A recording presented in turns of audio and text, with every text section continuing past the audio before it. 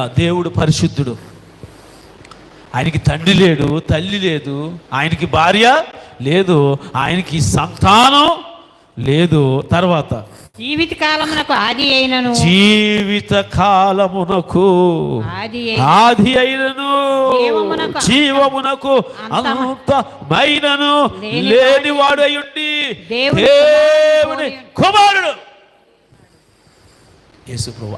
ఆయన రాజు దీనికి సియోను కొండకి. అందుకే మనకి భద్రత ఇవ్వగలుగుతున్నాడు. అందుకే